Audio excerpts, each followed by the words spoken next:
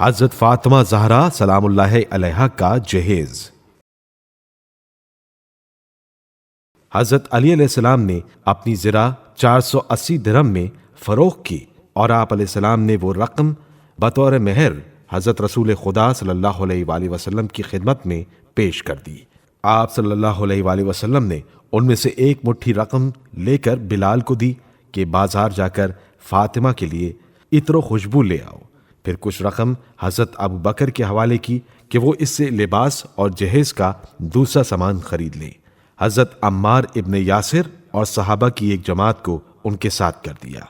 یہ لوگ یہ سامان خرید کر لائے: 1 عدد سفید لباس، 1 عدد بڑی چادر سر ڈھانپنے کے لیے، 1 عدد سیاہ خیبری چادر، 1 عدد چٹائی جو کھجور کے پتوں سے بنی ہوئی تھی، گدے 2 عدد جن میں سے ایک بھیڑ کے اون سے بھرا ہوا تھا اور دوسرے میں کھجور کی چھال بھری گئی تھی، 4 عدد تکیے جو بھیڑ کی کھال سے بنائے گئے تھے اور جنہیں ازخر نامی خوشبودار گھاس سے بھرا گیا تھا، 1 عدد حجری نامی چٹائی، 1 عدد ہاتھ سے چلائی جانے والی چکی، 1 عدد تانبے کا پیالہ، 1 عدد پانی بھرنے کے لیے چمڑے کی مشک، 1 عدد کپڑے دھونے کے لیے تھال یا تشلا، دودھ دھونے کے لیے 1 عدد برتن، پانی پینے کے لیے 1 عدد برتن، مٹی کا برتن جسے سراہی کہا جاتا ہے 1 عدد، اونی پردہ 1 عدد، لوٹا 1 عدد، فرش پر بچھانے کے لیے کھال 1 عدد،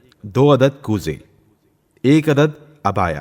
جب یہ سامان حضرت رسول خدا صلی اللہ علیہ وآلہ وسلم کے سامنے رکھا گیا تو آپ صلی اللہ علیہ وآلہ وسلم ایک ایک چیز کو دست مبارک سے اٹھا اٹھا کر ملاحظہ فرماتے تھے اور ارشاد فرماتے تھے: خداوندہ اس کو میرے اہل بیت کے لیے مبارک فرما۔ ایک روایت میں ہے کہ یہ ساری چیزیں دیکھ کر حضرت رسول خدا صلی اللہ علیہ وآلہ وسلم کی آنکھوں میں آنسو بھر آئے اور سر مبارک کو آسمان کی طرف بلند کر کے فرمایا: خداوندہ اس گروہ کو برکت دے جس کے پاس زیادہ تر مٹی کے برتن ہوں۔ اس کے بعد آپ صلی اللہ علیہ وآلہ وسلم مسجد میں تشریف لائے اور انس ابن مالک سے فرمایا: تم مہاجرین و انصار کو بلا لاؤ اور علی سے کہو کہ وہ بھی آ جائیں۔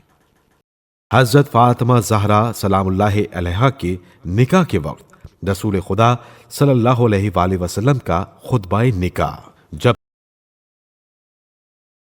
جب سب لوگ مسجد میں جمع ہو گئے تو حضرت رسول خدا صلی اللہ علیہ وآلہ وسلم نے اپنی زبان مبارک سے خطبہ نکاح جاری فرمایا۔ مناقب خوارزمی میں امام رضا علیہ السلام سے یہ خطبہ منقول ہے جس کا ترجمہ ہدیہ سامعین کیا جاتا ہے: تعریف ہے اس خدا کے لیے جو اپنی نعمتوں کی وجہ سے محمود ہے اور اپنی قدرت کی وجہ سے معبود ہے۔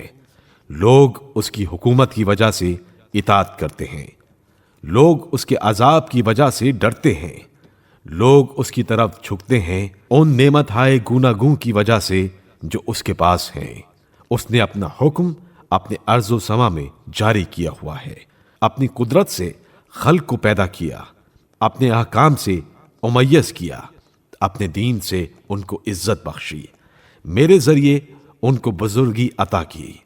پھر اس نے لوگوں میں رشتہ داریاں اور نکاح جاری کیے اور ان کو فرض قرار دیا، جیسا کہ حق تعالی نے ارشاد فرمایا: وَهُوَ الَّذِي خَلَقَ مِنَ الْمَاءِ بَشَرًا فَجَعَلَهُ نَسَبًا وَصِهْرًا وَكَانَ رَبُّكَ قَدِيرًا۔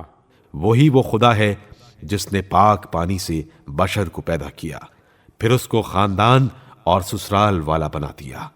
پس خدا کے حکم سے قضا جاری ہوئی ہے اور قضا سے قدر مقرر ہوئی ہے، اور ہر ایک قدر کے لیے ایک اجل ہے، اور ہر ایک اجل کے لیے کتاب ہے۔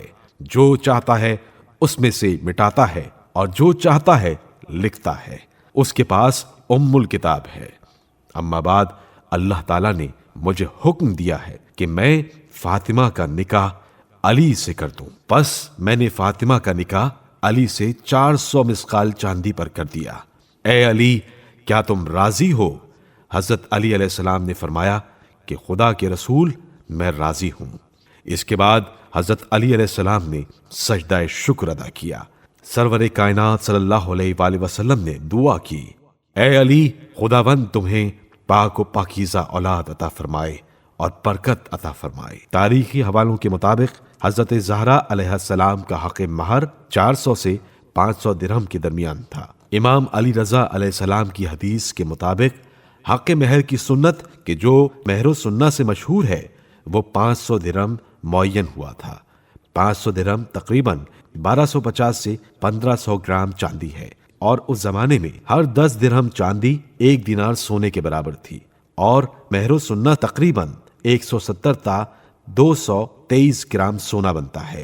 یہ مقدار بھی درہم اور دینار کے وزن مختلف ہونے کی وجہ سے مختلف ہے۔